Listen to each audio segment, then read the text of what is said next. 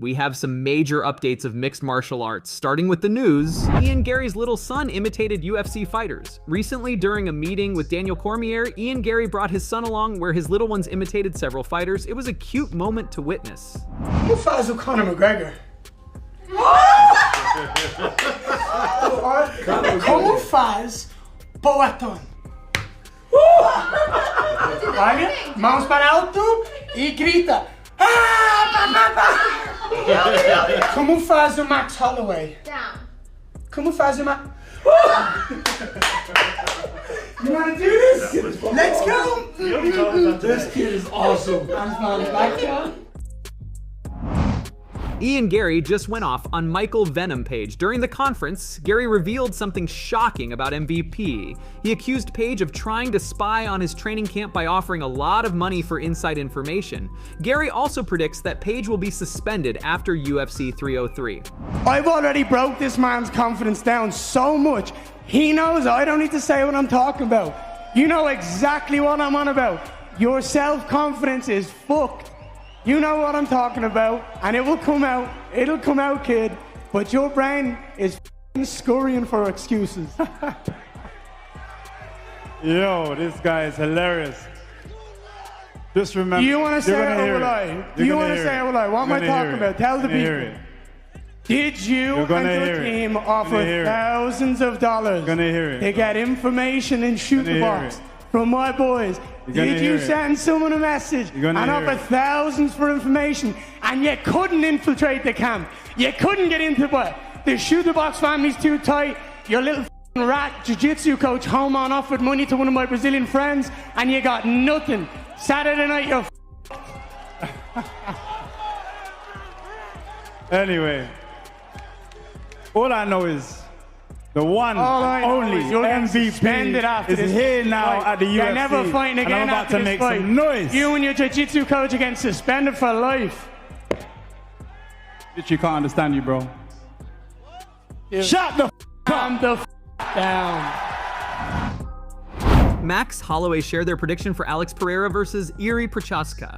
Holloway recently shared his prediction for the Jiri versus Alex fight. Holloway broke down UFC 303 saying, if there is a time to beat Alex in a fight, the time is now. Jiri was in his hut right after UFC 300 training for a fight. Pereira, on the other hand, was on the opposite side of the world, doing world tours, doing side missions.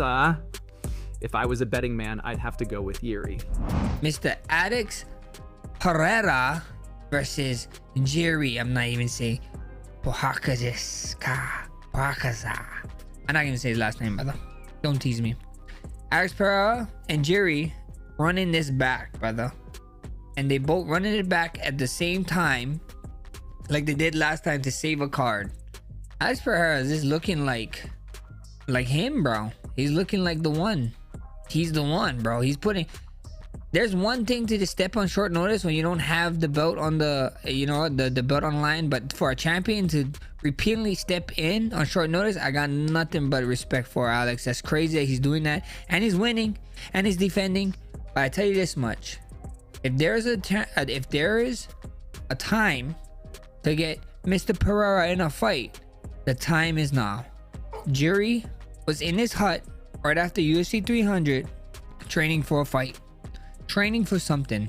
He left UFC 300, went back home to his hut, and started training again. Mr. Pereira, on the other hand, was on the opposite side of the world, doing world tours in Australia, doing side missions. He always be doing side missions, man. This guy's a G.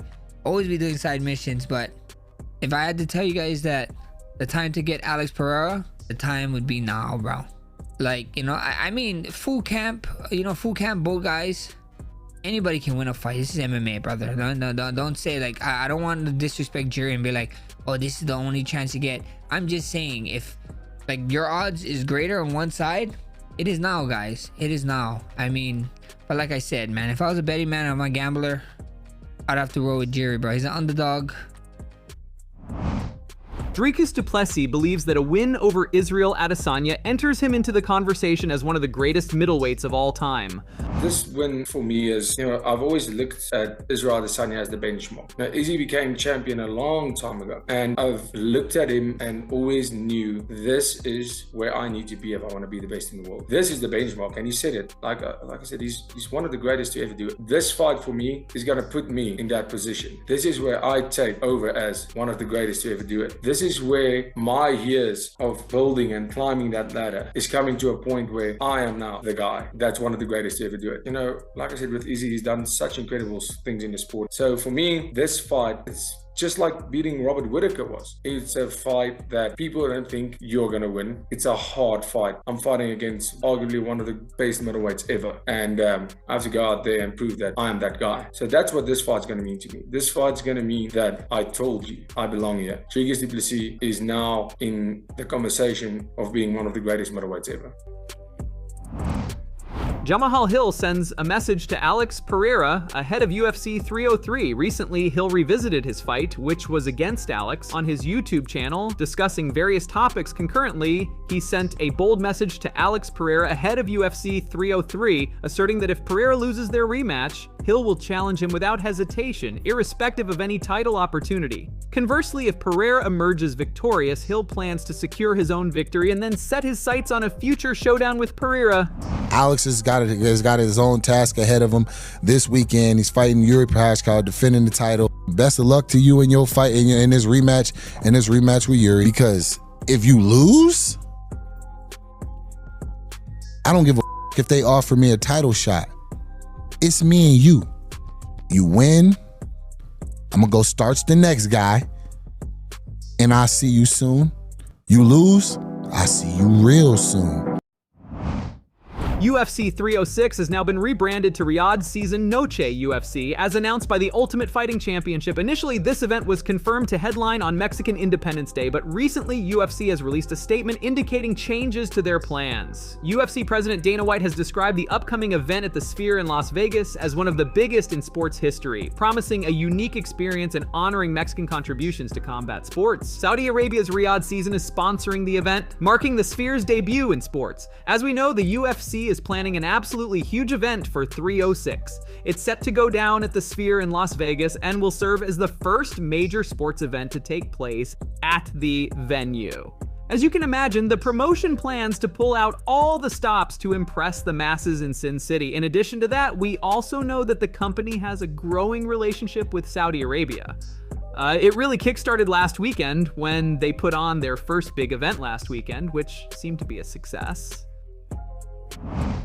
Dana White rejects Conor McGregor's return news. After withdrawing from UFC 303, Conor McGregor's return to the octagon remains uncertain. Recently, Dana White provided some insight during an interview with journalist Robbie Fox. When asked if McGregor might return by August, September, or October, White simply replied, none of the above. Beyond this, White did not reveal much about McGregor's comeback. And then my final question, I can't let you out of here without asking for any update on Conor McGregor, when he's going to get back in the octagon. People are saying August, September, maybe October. Is there any update there? None of the above. I figured. All right. Thanks, Dana. Thanks. We'll see Conor when we see him.